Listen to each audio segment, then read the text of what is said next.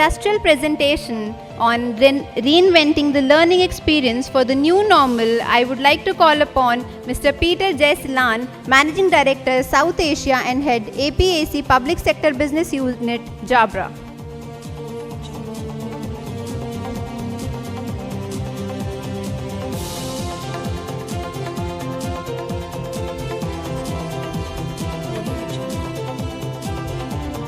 I know I'm between your lunch and this session is in between, so I'll keep it sharp. It was truly a very inspiring and very informative panel discussion that we had. So thank you so much for that. It really opens up your eyes and there is really no end to learning. That's what we see. So the next 15 minutes, let me quickly give you a view as to, I've heard certain things, people talking about information being available, technology being deployed. What we did 18 months back, what we did was because we were forced to do. I think now is the time after 18 months, it is good to, for a moment to stop, think as to what we have done is good, not good, and try and do those changes so that we can institute or have a strategy which is obviously tech enabled in that sense and which will be more effective. What today we will be covering 3 parts. One essentially is about issues or tech challenges faced by educators. 2, what are the typical learning models, and 3rd, the technology that is available to take care of the issues. We did a couple of surveys as Jabra and also looked at multiple studies that were there. This is a typical issue that faced, right? Teachers find it very, very difficult to keep students engaged in an online teaching environment. And to add it to that, the students also find it very difficult and they find it very difficult to be engaged in an online session. The bigger issue is that teachers who have been tasked with or who have done multiple years of spending time imparting knowledge to the students suddenly have to become tech support engineers, right? Most of the times when you start a call, including the corporate calls, I'm sure I've heard that happening with the students and teachers community, is the first 5-10 minutes is spent figuring out the technical issues. It could be a link failure, it could be a platform issue, it could be an audio device issue, it could be a video device issue, right? So what is happening is teachers were erstwhile focusing on the curriculum and delivering the curriculum and imparting knowledge and education to students suddenly are expected to become technical support, and that's not fair. What is happening today is when we started off 18-20 months back when COVID hit us, from 100% on campus learning, suddenly we moved into 100% at home learning. Now, as we heard the educators talking about, kids have slowly started coming back to schools, which is the hybrid or the blended kind of a learning. So that is there to stay. I think we have seen it worldwide that no one model fits. It's never the 0 or 1 situation. There is always some middle way. There are situations where almost the entire school came back, like Australia was a classical case. We completely moved back to the campus and suddenly the second, third, God knows which wave hit, and now they are back studying from home and teaching from home. Now there are situations in some colleges and schools in the US where we have 30, 40, 50% students in the class, 50 elsewhere, and they do a kind of a circulator thing, 1 week in, 1 week out kind of a thing. So this blended learning is going to happen, and if we have equipped ourselves to doing 100% home learning, that is not going to work. As we heard people talking about the teaching methodologies to adapt to this hybrid learning or blended learning, it is important that the technology that you deploy should adapt to a hybrid learning. One of the things that we have seen, and possibly rightly so, is when this COVID hit, it hit everybody by surprise, including the corporates. So it is seen, one of the studies talks about most of the schools were unprepared with a IT specific strategy, right? They have spent money, not that schools have not deployed technology, right? Whether it is to do with computers, to teaching aids, all kinds of digital contents, people and the institution did spend money. But in terms of expecting this kind of a issue? No, right? So people went ahead and did a band-aid approach. So strategy was an issue, and two, also from a budget perspective, because it was not anticipated, the spend that was specified for the technology was not all that great. So this being the issues, I just want to now focus on the learning models. Typically, when we talk about COVID, there are two things we speak about, right? In-person learning, and then we had remote learning. Yes, which is true. But I think it is also important for you to look at the two more aspects, the asynchronous and synchronous learning, right? So there are things like, for instance, when you're teaching and somebody is being taught, you want a experience of being connected synchronously, right? So it is when if you look at a 2x2 matrix where you position time on one scale and location on one scale, right? So there are models or there are requirements where you need to be synchronously talking to your student. There are things like you could have delivered a lecture. Today's world, people just deliver a lecture. Students are able to listen to it any time, but what is required in a synchronous manner is the tutorials or the tutes that happen, which becomes a small group activity. So that will be a synchronous model, but you can just deliver online lectures or leave knowledge and information around, which can be asynchronous. This will help you determine the tech strategy and not just say everything needs to be synchronous. So you need to invest in both asynchronous and synchronous models. So that will help you kind of figure out what your students require and make sure that your technology investments are maximized. Now let's now look at what are the technologies that typically can be used in hybrid learning and how as Jabra we enable. Now look at any teacher. Before that, just to say, I just did mention that it is not as if money was not spent by educational institutions. You did spend. So globally this was it. But there has been a tremendous increase in technology investment. Something like 36% increase in technology spend has happened by the educational institutions, which is split into electronics, including wearables, right? It's not just about you having the back end, it's also about every end, the teacher end and the student end being enabled. So a lot of money has been spent across in the education space. Now let us look at what typically a teacher needs. Many years back, we went to school and universities and you continue to teach now.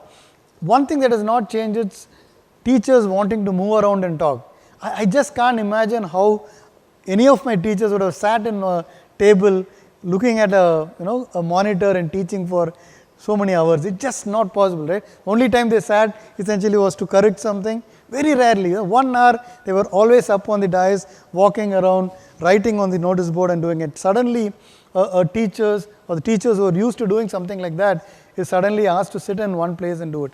It's not good. Similarly, you need to write, people see, and as you ask questions, you are clarifying and writing.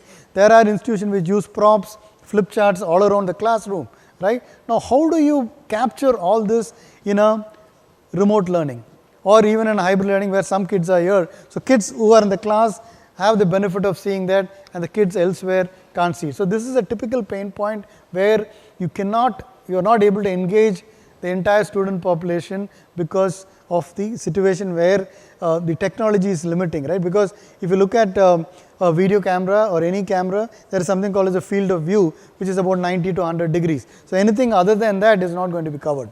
Whereas when your teacher is standing and walking, the entire 180 degrees, both he or she sees and the students are also able to perceive and see the entire classroom. A typical problem that needs solving. Okay. So what, coming back to this is essentially this is all about statistics talking about how teachers find it very difficult to engage students and how students are finding it difficult to be engaged. Now let's see, what we did was we said if the problem statement is about making sure that the experience is captured. For instance, we believe that education is a collaborative process and it has to be engaging both for the teachers and the taught. So our vision from an education perspective, Jabra's vision for education is to create a in-person experience of learning irrespective of wherever you are teaching from. So what we said was whatever tools and that we are giving should ensure that we bring to a nearly an in-person experience of teaching and learning. So we made sure that the product or the solution you have ensures that people are able to move, fully viewable. So this is a product, right? Typically you will see that in our booth outside, a very small little camera, as big or as small as a mobile phone is there. What we did was, typically, as I said, any video solution will have one camera which has a narrow focus. What we did was, we mounted 3 cameras at a 4K high resolution mode, and the patented software that we wrote stitched all the 3 images. So when you have 3 cameras, it covers the entire 180 degrees. So if this is a camera there, typically if you stand here, you are not going to be captured. So what this does is, it captures every bit and puts all the images together. Instead of showing you 3 images, it actually stitches all the 3 images together and shows you one big view. And the good thing about this is, it's very, very portable. It's very small. It can be fixed on a stand. Recently, we delivered about 2,850 of these devices to Sarasota Council in the Valley region of the US. So what they did was, they equipped every teacher with a camera like that, with a stand and a audio device. So what happens is, when the teacher, in a times where everybody had driven to work from home, he or she is able to put that up at home, have a flip chart on the side and speak. And this, you have I'll show you the, it is available there, and I'll show you how it looks like. It is a speaker phone where you could move around and speak, and you could speak from wherever. 360 degrees coverage from an audio perspective, and 180 degrees coverage from a video perspective. So they could walk around, move, have a flip chart or a writing board and write, and the students at the other side are able to see it. Now, if you have a situation where everybody comes back to school, or you have a blended where 50% or whatever percentage sits at home and others in the school, so the teacher at the school can focus. I'll show you one of those. The focus, the same thing. So the students at the other end can see the entire experience. You can keep this at an angle where the teacher is covered in full, and some of the students are also covered, giving their experience. We also have a video bar which includes the speakers in it. So similarly, writing board is another thing. So besides, because of the 180 degrees coverage where you can write, we also have a app within that. It comes along with that, where you could use anything and keep it vertical. For instance, if a writing board is kept like this, what you write cannot be covered by the camera. Because we have 3 cameras, we can have one of the cameras focusing on it. So the students, you can enable in such a way where they can see the writing board and they can see the teacher, or if you're using a flip chart, or if you're showing a presentation, you can flip it between that. So it just makes sure that any props that you would typically use in a classroom across the board can be done with something like this. So that's another point that you have to notice is, people focus on video. Please remember, audio is equally or more important, right? Because video is good, but if you can't be heard properly, you have a problem. And it's very, very important. And as Jabra, we are audio engineers for a very, very long time. So we ensure that the quality of speech is good. And also remember, if you had to wear a headset, for a teacher to wear a headset for 6 hours or 4 hours is not easy. So comfort is very important, and clarity of what you speak and hear is very, very important. So we ensure that is there. So we have a range of audio products, starting from hands-free speak that I was talking about, through different style of wearing, whichever the teacher is comfortable with. We have some of these lined up there for you to look at it. So please remember, when you look at technology, make sure that you have the right audio and video, so that you have a immersive experience and a in-person experience. So these are the multiple models where those cameras were used. If you see from there, the way it is pasted in number 1, the entire classroom from a teacher perspective is covered. The teacher can walk wherever and you can see it. In 2, if you see, it's kept at an angle, so the teacher is covered and part of the students are covered. Here 2 cameras are kept, one facing the student and one facing the teacher. Again, 180 degrees. Every student can be seen there. And the last one, where it is also in another county in the US, where instead of giving 1 device per student, they bought about 100 and mounted it on carts. So the teacher would bring the cart in, which will have a laptop, which will have all the props that they require, and they used to teach. So multiple ways of doing something like this. So one other thing that we heard people talking about AI. I think that's the next step, right? Because we have the devices that is required, we have the backend, we have the platforms, but what we are moving towards is AI. for AI to happen both from a video and audio perspective, you need high quality devices. You could take a shortcut to invest into a quick video and any headset that may not help as you introduce AI, because in an AI environment, if the input is not very good, what you get will be a garbage. So it's very, very important, but a lot of work and a lot of research is being done on AI from an audio and video perspective. Another thing that you always remember, you have to notice, each of us or each organization and each institution uses different kinds of backend platform, whether it is a Teams or a Zoom or a Google Meet. Any product that you buy should be compatible with all these, right? It's just not about your institution. You could have a visiting faculty. Those days somebody came physically. Today somebody is going to talk from wherever in using their platform. So you need compatibility, and ours is one. This is some of our customers, right from Carnegie Mellon to NUS. All of them use the Jabra device. So and finally, all I would like to say is, one is it is important to ensure that technology, the institutions are technology enabled. Please prepare and know that AI will be the future, and you will graduate possibly, as one of the ma'am said, when you talk about 5.0, these things will have to happen, and AI will form a big part of it. All our devices that you see there are AI enabled. We have edge processors which give so much of information that can be used. And finally, please remember, teachers are teachers, right? They are meant to teach people, and please don't make them tech support engineers and distract them in future. So thank you. Have a wonderful rest of the day and stay safe. Thank you so much.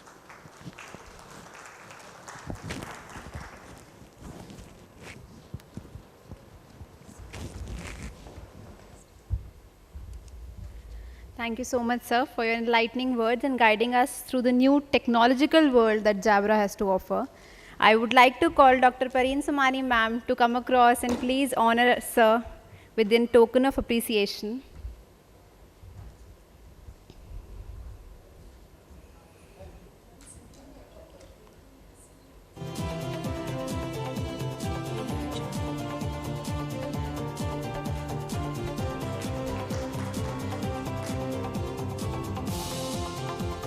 Before we move ahead, this is a gentle reminder that we as team request you all to go through our social media platforms and like and share, as we are live streaming through our Facebook page, and we strongly believe that awareness spread through such strong personalities as you is the awareness spread in thousands. Thank you.